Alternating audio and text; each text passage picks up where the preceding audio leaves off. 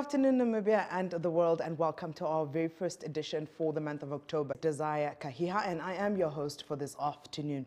Welcome to our session here at the Government Information Center.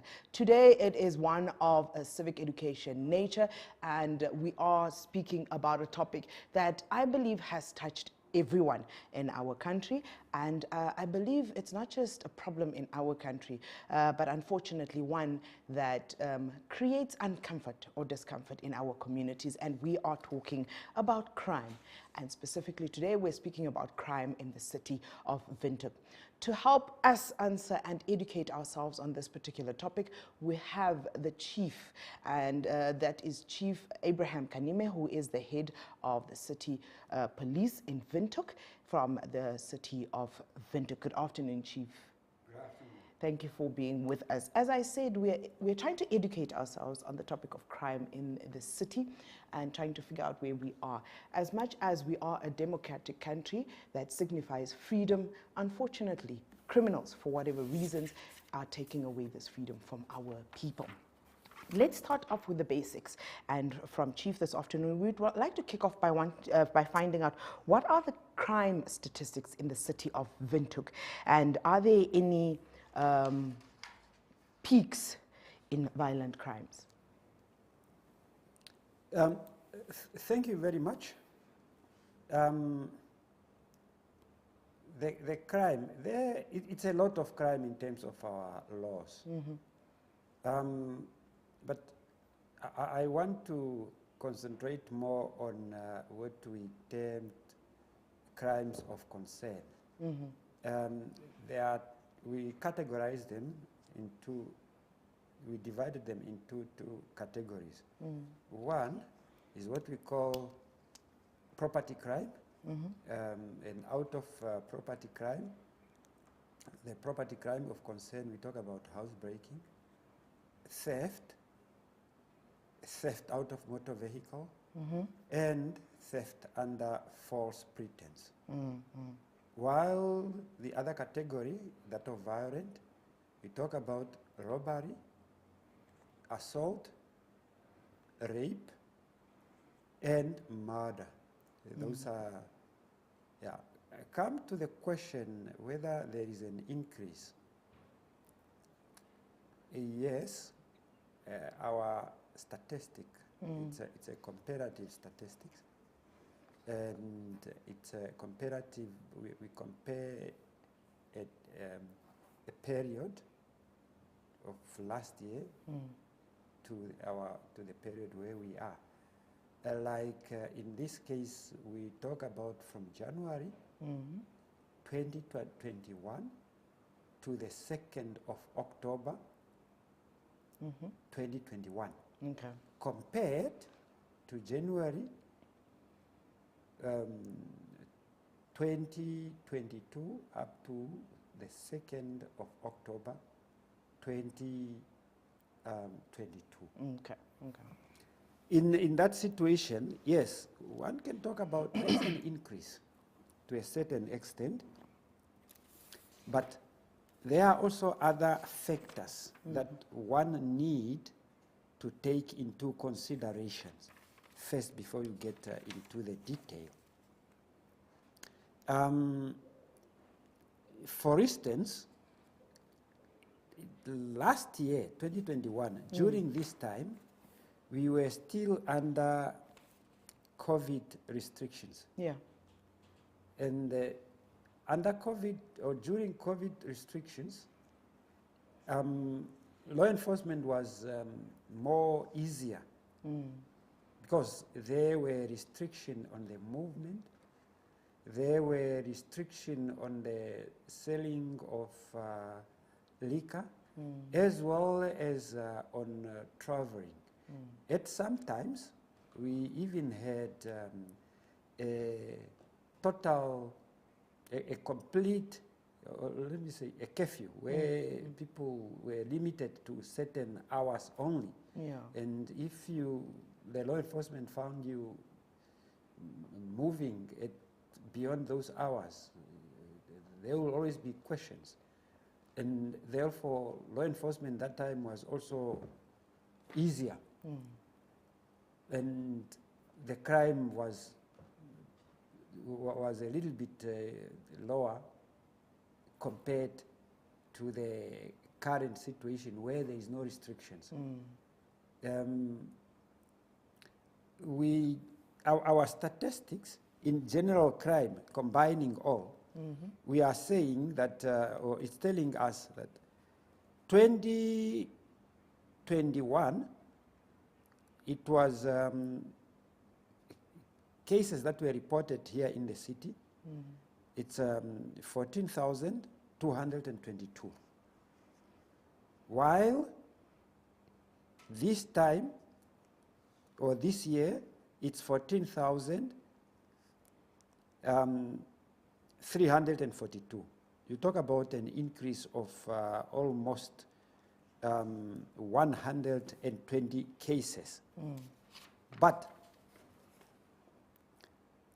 if we go deep into the type of crime, violent crime went up. This time of last year, from January to October, the 2nd, it was 2,427. While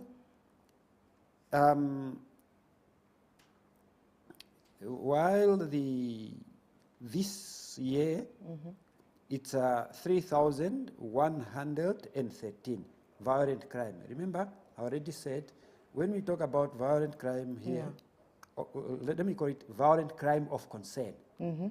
Yeah, we refer to murder, rape, armed robberies, and assault. While on property crime, it last year, from January to October, it was 6,179, compared to 6,826, 2022. There is an increase also. Yeah, but again, here we talk about property crime of concern, where you talk about housebreaking, theft, theft under false pretense, theft out of motor vehicle, and theft of motor vehicle, as well as ATM-related fraud. Yeah. Yeah. Yes, the answer is there is an increase. Yeah. Okay. These increases sound small. If a person takes it from a broad, you know, non-in-depth view, but the fact that there is an increase in such a short time period to such numbers, if you dissect it, it's one that creates concern to even us who have not necessarily been victims in the past year or so, but it opens up that window that anything could actually, if it continues to increase, happen to a person. Now, Chief, we would like to find out then, what would you attribute as the reason for the escalating crime rates in Windhoek? Is it just the changes that you have earlier on highlighted with regards to, for example, last year, we were really still under the COVID regulations. Yeah.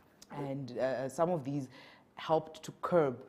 But do we then say the removal of these regulations, are they the main attributes to the increase, or are there other aspects that are causing or fueling this increase? Yeah. Thank you very much, Madam. But before I get to the exact point, reason for the increase, you started by saying there is an increase, which is a concern. But even if there was a decrease, it remains a concern. Yeah, okay. In the sense that the crime, once it's committed, the victim of crime remain traumatized. That's true. Of recent, there were some visuals of that were taken on some of the crime. And I can really see that everyone was really talking. But I can tell you, like when we talk about 10 robberies, it's the same. It's so bad, and therefore crime, it's something that it's an issue of concern that we should really try. Fine. come to the point of what are the causes of this. Number one, if you talk about property crime, when these people break into houses or take something, it's not something that they are going to use for their own use, except where money are involved. The market, it's us who create such opportunity that if I stole something or if I robbed someone, obviously I'll able to sell or to get a buyer for that. And I even, I'll get something out of it. The market, it's one. But there are also issues like drugs. We have people that are involved in drugs, and as such, once they are in need, what they have to do is only to go and rob or steal. The other issue is we have those repeated offenders that they just obsession of committing that crime. We have also those that want to get rich quick. But it's a combination of various. But we have also those that are the property owners that are creating opportunities.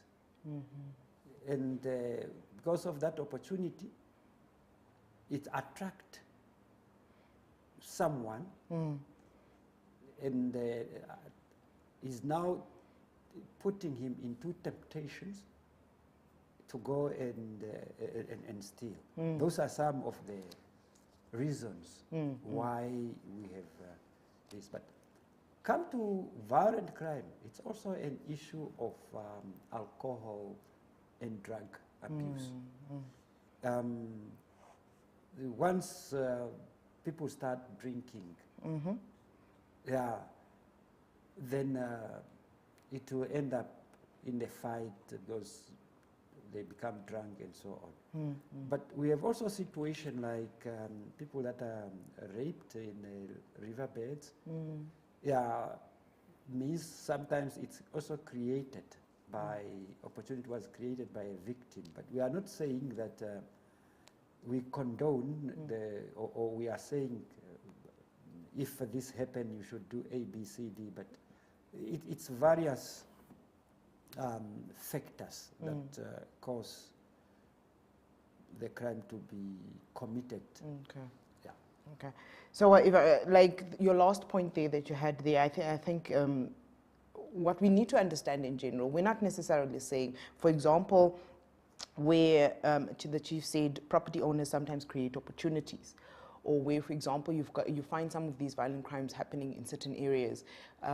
If I understood you correctly, Chief, you're not necessarily saying we are blaming the victim per se and putting all fault on the victim, but we are saying, or my understanding is, the lack of vigilance sometimes, the lack of, averting certain places at certain times or avoiding them kind of puts a person in a bad situation that creates the opportunity for a particular crime that puts them into harm's way. The next question then speaks to the prevalence of crime, and we are asking now, what are the prevalent crimes being committed in the city of Windhoek? When you talk about crime, it's in terms of our criminal law that define crimes. And for you to prevent, obviously you need to focus on crime of concern. We have what we call crime of concern in Windhoek that is more taking place. as I already said at the beginning, that we put them in two categories.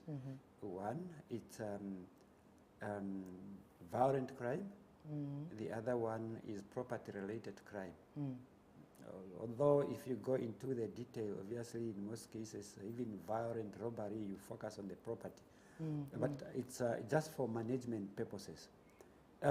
We have identified, amongst the crime, and especially street crimes, we have identified crime that we are focused on as far as the statistics and the major activities.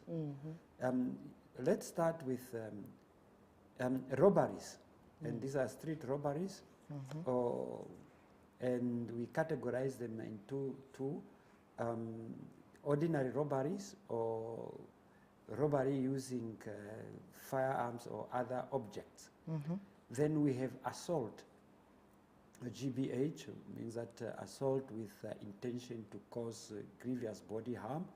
We have rape and murder.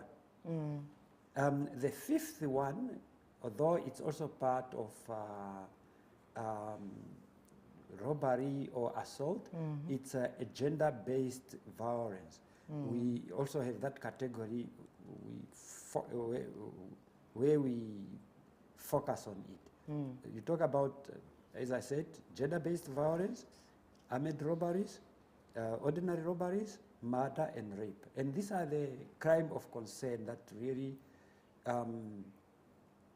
send a bad image or create fear or a sense of insecurity. While on properties, we talk about housebreaking. Here now we talk about break into residential properties. We also, for management purposes, we have the business break-ins. Then we have ATM fraud. We have theft out of motor vehicles, and the theft under false pretense. It's another crime of concern. Those are the ones that, despite that we have the general statistics, but on a focus. These are the crime of concern. These are the crime that is create a sense of insecurity amongst our residents. Okay. You spoke about the various focus points with regards to these type of crimes, and you spoke about one specific one that has its own category, which is referring to the gender-based violence. Now, earlier on when we started the show, we made a comparison between the statistics between the time frame of January to October between 2021 and 2022. Now, we also wanted to find out from you, Chief, and this was a general observation. It is not substantiated, please, with any facts. It's comments, you know, from the public, from our observations in general, whether it's around people that we know or not. One thing that was noticed during the period of COVID, as much as regulations were assisting to curb some of these other type of crimes, there was an observation of an increase in GBV cases. Chief, do we have an honest observation on that? Can you maybe, you know, give us a bit of insight on that? And if that is true, what do you think contributed to that specific, you know, increase in that focus point? Yeah, you are correct.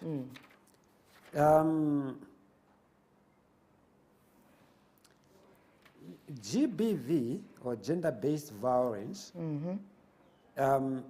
we put them into two categories. Category number one is registered cases. These are the cases that were reported at the police stations, and but we call, as we say, registered, taken to court. Even if it's withdrawn, it should be at court. In this case, compared to last year, the same time, there is a decrease. Last year, it was cases that were registered were 960. Okay. But this year, we have 826. Okay. Means that there is a 23% decrease. And this confirm or go along with the statement that during that COVID time, when people were restricted at houses, gender-based violence went up. While unregistered cases, still, during COVID time or during 2021, the same time, we have 688 cases reported. But this year, same period, January to yesterday, we have 524 cases. These not cases that were not registered. And means still it's a decrease with 14%. That is how it's happened. When we were doing analysis, it was concluded, we concluded that when people are at home and frustrated, and remember, most of these cases of gender-based, it's just at the same people in most cases, repeating. And therefore, if you confine them in a small area, you expect a lot of push and pull. Friction. Friction will always develop. And that could be. And they are full-time there. They have enough time to repeat it now and then. And as I already said, if you go into the detail, it's the same people reporting it now and then. But when you release them, when this was relaxed, then you also created a gap, or there is enough space apart where these cases are not, or where these people, there will be no friction amongst them. So that could be one of the reasons. Wow. It's sad that one element that helped to assist, or assisted to bring down, the crime in other areas actually caused a spike in another. What are some of the areas that you have seen an increase in crime, and why? I think that one you covered already, Chief. But then we move on to the next one, where we would like to find out from you, how would you advise citizens in those areas to be vigilant? Now, I think let's just have you give us areas, specific areas then of increased crimes, and the advice you would give citizens on how they can be vigilant around these areas. Two things in under this discussion. One is the area where this crime mostly taking place, and what are the advice? What is that I can advise?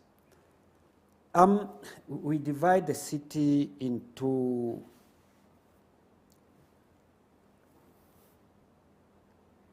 into 19 zones. Okay. And if I look into our statistics, and I go according to the crime, Zone 1, that is Havana and Okuliongava, top everything. Wow. Armed robbery, here we talk about 27 armed robberies. And it's where firearms, mostly firearms used. Assault, 419. Robberies, 176.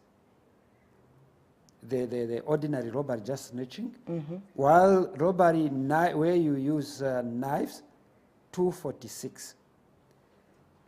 If I can just go to the grand total.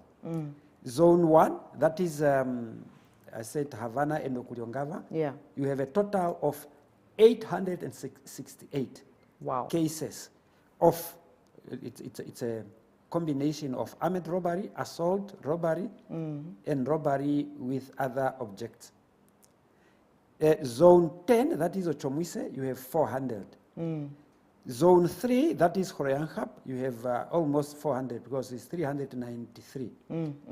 Zone 6, that is the area of single quarter, you have 360. Then zone 11, that is Windhoek West and Dorando Park, you have 167. But if you go, what I'm saying, or what I'm trying to say, or what the statistic is telling us is that our northwestern suburbs are the most affected by all type of crime. Yes, if you look into the population there, it's densely populated, and it's in the, you have a lot of riverbeds. It's a total darkness, and all the shebeens are there. It's many things, and although I don't want to use this as a reason, but it can be. It's a poverty. There it's also higher. Because there you have people who don't even have something to eat, and therefore they always try to, but that's the other thing is, again, law enforcement there, it's not easy. You can patrol the area of Eros. After 10, the street will be quiet. But go to that area. It's a non-stop movement. It's a non-stop movement. And family control there, the household rules, it's normally out.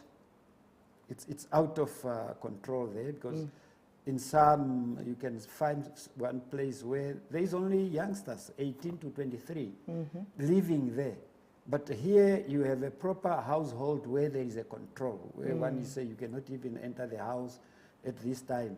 It's various aspects that are causing.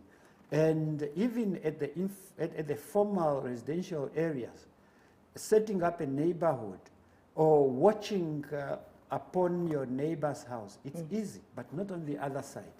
There you cannot do. Although, yes, we have devised some approaches as far as the neighborhood control, but it's difficult. And what I can conclude on the first part is only that the most area that is hard hit is the northwestern suburbs, and that is characterized by informal settlement. Then, on the advice that I have for the community, if you listen to most people or most talk, it's being seen that is a failure of the police to do their work. But there is a gap. And I'm always advising the community at least to close that gap between the police and the community. If you go back into the history of policing and see where we are with this modern policing based on what is known, say, Robert Peel policing approach, whereby the state take that responsibility of ensuring law and order. But before that, it was everybody's responsibility. And even 1827, when Robert Peel came up with this idea in London that came or bring up the establishment of the London Metropolitan Police, the community were against that. We will take our responsibility. But when they start doing it, the police come into existence, the community starts sitting back and apportion the blame. But fine. The other part is that, yes, we have police that are full-time paid. But if there is a gap between the two, you won't go anywhere. Yeah. So I'm advising the community to take up the initiative that we are advancing. When I say we, I'm talking about the city police and the Namibian police here in Commerce. Yeah. In our policing, we have 5 pillars. And pillar number 1 is community-oriented policing and problem solving. Okay. Under this, we want to form partnership. Once we have partnership, then we focus on problem solving, then to achieve a total prevention. We want to have neighborhood. We want everybody to join the neighborhood. We want in area like informal settlement where we call it working groups. Let's form up the working group. Okay. For the past 2 months, we're busy mobilizing the community to add, but yes, some come, but some don't. The other thing is police cannot be everywhere. For us to succeed, trust your neighbor. Once you are out, leaving your house unattended, talk to your neighbor. The other, be vigilant yourself. When you are going to work, avoid passing through the riverbed. Avoid parking your car at isolated places. Know the number of the police. Try to give assistance to any person, to any victim of Chief, crime. sorry, before you continue, we've got a caller on the line. Harold from Walfish Bay. How are you? Good afternoon. Harold, hello?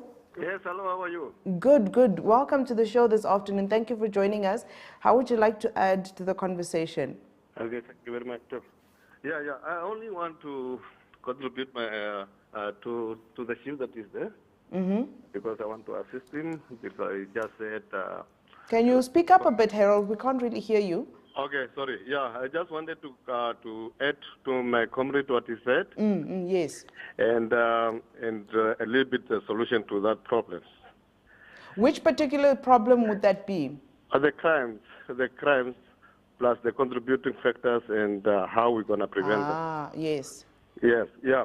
A lot of the crime is very, very easy, very 100% easy to solve it or to stop working, going ahead.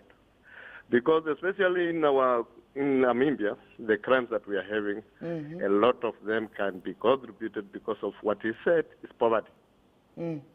Yeah. And when we talk about poverty, because every human being must eat, and when we come to the unemployment, which means it's only sources that bringing food on the table.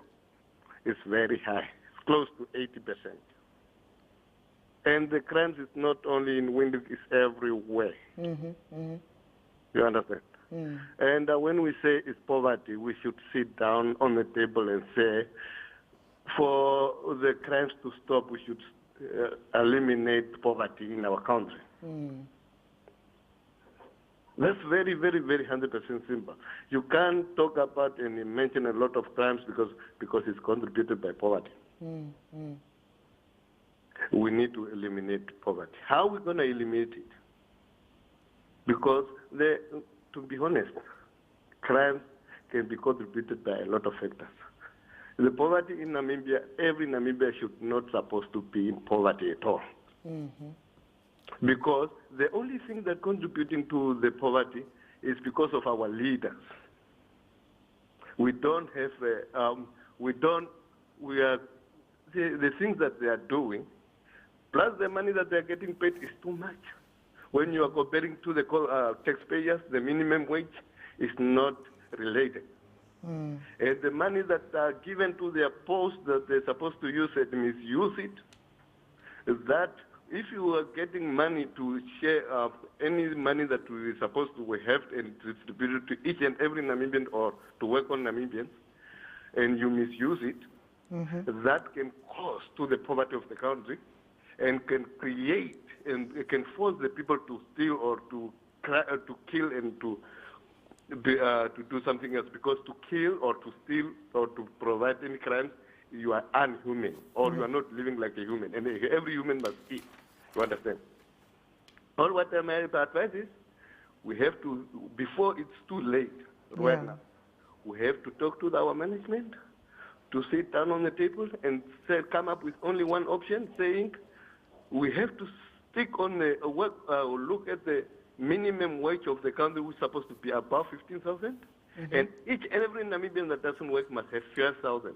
That is better than to have those, a lot of people. The crime that he's saying is the reported one, which is what? 14,000 up to whatever. That is the reported one. And 3 times that is not reported. Because people now, they normalize stealing and crimes. You understand? Which supposed to, my dear, if you see a person steal somebody's cell phone, there is no way of putting that person in prison. You have to take that person and put it on the table and say, why did you steal? And if you find a common ground, then you take him to the whatever counseling and they counsel him and you make sure you go strictly to that problem and you solve it. Before you solve that problem and you put the person in prison, the cell phone is 1,500 and the person only for food. When you take like 3 plates per day, one plate is $50, which means 150. What is how much per month that we, a taxpayer, that I lost the cell phone, that I'm going to feed that person? It's going to be like 4,500 only for food. Okay. You see, when you plus to water and everything, it's going to 6,000, 7,000. Okay. And when you put him for rent, you give him 2 years. No, we hear you, Harold. We hear you. Thank you very much for your Listen, contribution this afternoon. I'll hand over the platform back to the Chief. Maybe he would like to make a comment on that. You're welcome. Thank you. Chief Kanime, any comments onto that before we continue? No, thank you very much, Mr. Harold. I think he just emphasized or said what I already have said. I was talking about my advice to the community, talking about the partnership. Yes. The other thing is, we are, this month we'll come up with the zonal patrol technique, where we want to, where officers will be assigned to their respective zones. But still, it won't work effectively if these people are not accepted or are not working together with the community. There are 2 aspects under this, or there are 2 things that we are going to do. One is to train our members. What are they going to do in the zone? And at the same time, we're also going to educate the community what is that they need to do with the community. We want, once an officer starts his duty, because he will be assigned to that area for a year or 2. When he comes on duty, he should report to those working groups. they will talk about the issue of concern on that area that they are focused on. And I really want the community to take that seriously and support us. And the other thing is the use of technology. We have the CCTV, which is quite effective, and we have mastered it. But the city alone cannot really afford to put cameras all over, but we want to move toward that. Anyone who can afford, especially in the CBD or in the highways or arterial routes, or in even residential area, if you have a camera, you can buy camera on our, we give you the specifications, then we install, you donate it to us, we install it and we monitor. Obviously that will help. So I'm still inviting publics, members of the public, to come and see how our cameras are working. So those are some of the advices. But I want to add another attributing factors also to this crime. Most of these guys or criminals that are committing crime are repeated offenders. Or some of the offenders that their cases are take too long. And with this, they realize that the long arm of the law are not really reaching them on time, and they start continuing doing it. And basically, this is because of lack of funding, and therefore, there is a need for a proper funding of the criminal justice system. You talk about the police. You talk about the prosecuting authority, also the prosecutor general, and the judiciary. If you look into Windhoek, then you go at court. Cases are postponed because of various reasons and attributed by the lack of manpower. And we really need to have. And the criminal justice system is something that really need to be effective, and it's something that need to prioritize. Yes, I know there are also other equal important departments, but for the sake of law and order, once the society becomes lawlessness, then obviously no investor will come. People will live in fear. Even when you sleep, you wake up at night thinking that you are being robbed or someone is breaking in, and therefore it's something that we really need to prioritize as far as the funding, state funding is concerned. But it's not an excuse to say we are not able to prevent crime because of ABC, because of that. No, we will try our level best. But we really need financial support. Amalwa from Okahao is on the line. Good afternoon, how are you? I'm fine, how are you? Very well. Thank you very much for joining our session this afternoon. We are running a bit out of time, but please do keep it short. We do want to hear from you. Okay, I just have a question, miss. Okay, when those lobbies try to practice alcohol, like in the city. Now one of the day, that person will be called by the citizen, isn't it? So if that person is judged by the citizen, is there a case will take place? You're asking about community justice in a scenario where one of the robbers is caught or one of the perpetrators is caught by the community before the police gets there and they do bodily harm to the robber or whatever. Are you asking whether or not actions are taken against the community? Yeah. Okay. We'll pose that question to the chief. Thank you very much, Amalwa, for your contribution. Okay, thank you, ma'am. Chief? Yeah, no, thank you very much. Here we talk about crime prevention. And crime in Namibia in terms of our laws. And therefore, if you take law into your own hand, means you are committing crime. And therefore, let's prevent that. Okay. And the issue is, arrest that person, hand him over to the police so that justice can prevail, so that they can go through. But if you start assaulting, that is, it's another lawlessness that we are creating. And obviously, there will be no other way rather than charging that person. And if it's to be found that you do it, you have committed a crime, you will be prosecuted. Remember, there is an issue of self-defense. Yeah. Self-defense, it's only to protect you and your property against an imminent attack. Once it stops and you arrest that person, I'm not even saying please, but don't go ahead. Don't add anything. Just hand him over to the police.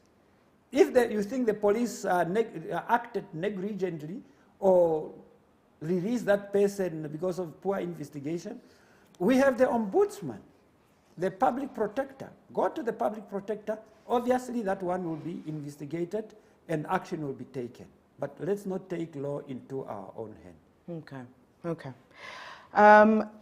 Time is always a problem for us, but this is one of those topics that one would really would have loved to have more time on. So, Chief, we are going to be running through a lot of these questions, but we're trying to make sure that we address the important ones, especially that speak to our current situations right now. Of late, we have seen an increase in a lot of vehicle or attacks taking place on motorists. And we would like to know from you, how would you advise motorists to react or behave in cases of vehicle attacks? And what can minimize the chances of this happening? We have had incidences where during high traffic, specifically during high traffic, it's a trend that used to happen in a lot of our neighboring countries, which we see has now been moved over to Namibia, where we have smash and grabs. What is your take on this and what is your advice? Yeah. Number one, make sure that all your variables when you are in your car are well hidden. Okay.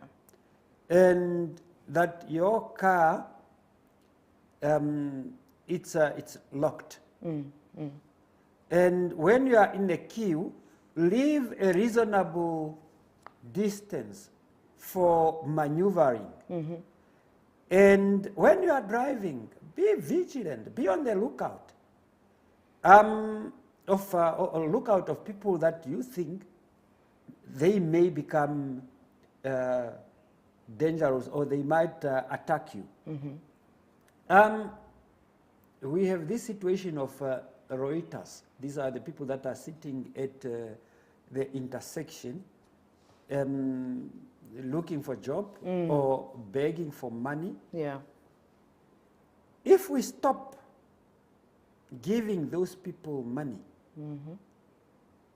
then you create a situation that is conducive for police officer to control these people. Because they won't come there because they know no one will give them money. Let's stop giving them money. Okay. And again, in the city we have places, we call them job seeker places, or job seeker bureaus, where these people are supposed to be. But go there. They are not there because they go and sit at the intersections. And this also creates a situation where most people are start moving. And when they are moved, when they are on the move, you have those that their movement is from one place to the other to do something, but some are just checking their targets. Yeah. So those are some of the issues that we really need to take into consideration if we want to minimize these activities of surprise by these guys. Okay. Okay. And also, we're sticking with the motorist and the issues that we have. I believe it was a few decades ago when this type of crimes, especially at intersection, started to show or rear its head in Namibia, where, and I speak under correction, I think there was advice given to motorists that, and I speak highly under correction here, please, that when you do get to an intersection, especially at night, especially late at night, and you find yourself having to stop because of red light, you're allowed to use your discretion, safely proceed. Is this true? Can motorists do this? And also in the same vein, while you're answering that, we would like to also just find out from your side, have patrols been increased in the high-risk areas where there are intersections, like, you know, where a lot of these crimes happen, especially what we're familiar with, we are aware of the area between Ochomise and Rocky Crest. The intersections there have been spotted as high crime areas. We're also aware of one of the Dorado Park, Dorado Valley intersection. And these seem to be an area, you know, these intersections are formed in riverbed type of environments. So yes, valleys, thank you. They're in valley areas. So how do you then advise us as motorists if we find ourselves in these areas late at night? Because unfortunately, you do find scenarios where we have to, especially with people that work, that unfortunately have to come off at that time. Yeah, thank you very much. Let me start with the first one, of skipping red robot late at night. I don't want to say that in my official capacity, because then they will say Kadime said. Because the law is clear. It's saying red robot is for you to stop. But if you see a danger, you can you can drive. But remember, in terms of our laws, we have justifications, reasons that we can give to court. And I don't want to say skip, just drive through, because I know it's going to be abused. Yeah. But when you think there is a danger, you can act accordingly. The whole issue is first and foremost, take into consideration what is the law saying. Yes. But I advise you to avoid those places at those danger time. Yeah. If it's in the middle of the night, why should you go and make a turn? Or you want to go to Banahenda. Why don't you use the busy road rather than take the highways and the places that we have identified or that we have already mentioned? Yeah. Come to whether we have increased our patrol. I want to tell the community, when we say,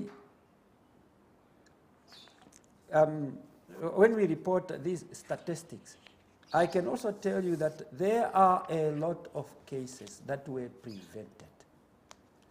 On a daily basis, we remove these people. And remember, we are in democracy. It's not authoritarian government. You take a person, you can really see that this person was up for something, but you don't have grounds. What you have to do is only to remove, profile him, and take him. Tomorrow you will find him there. Yeah, but what I'm trying to say is we are trying many ways. Okay. Not only patrols, but we have even undercover operations. We always arrest or remove this. More cases were prevented. Yeah. And like the road at Chomise, we have cameras. And come and I invite you, so that next time when you are here, you're really able to see and ask questions based on our operational approach. We have our CCTV. Although we don't have enough members, but we have more than 130 cameras around the city. And by the end of this year, we might have another 60 at the major intersections, at open spaces, and in some of the neighborhoods. What I'm trying to say is we have a team that is closely monitored. And they are also directed by the commanders and the patrolmen on the ground that monitor this for me, like behind the parliament there, what we call the cone. Yeah. Yeah, I don't want to mention the other name because otherwise people will go and do it there. But what I'm trying to say is, yes, we are trying all our level best. And when I say we, I mean the Namibian police and the city police. Okay. Month end, we always have our operations. Weekends, we draw in members, we reduce the administrative activities on Fridays, then we put members on the street. We are really trying many, many ways. Okay.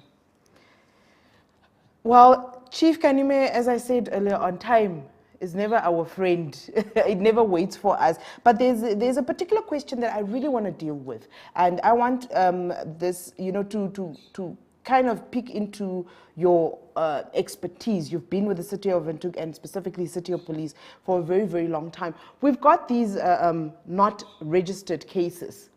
And to some of us, I feel it's a huge issue, especially if you look at the increases thereof or so, do you understand?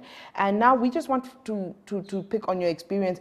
What causes this? Why do people go all the way to a police station to register a case, but then they don't or they withdraw? Because I believe that kind of erodes, confidence and trust. Yeah. It's various factors. One, it's the fact that the process might take so long that a person might be exhausted. The other one is especially in gender-based violence. It's within the family. The person who is arrested is a breadwinner. Oh, yeah. Then they will come and say, no, he's the only person. Chief, unfortunately, I need to cut you there. As I say, time is not our friend at all. I'm so sorry for that. And at this point, we are forced to have to end our session. We will definitely need to be bringing this topic back to the people again, because I believe we really need to go more into it. At this point, from myself, Desire Kahia, and my production crew, thank you very much for joining our session. Till Wednesday. Bye-bye.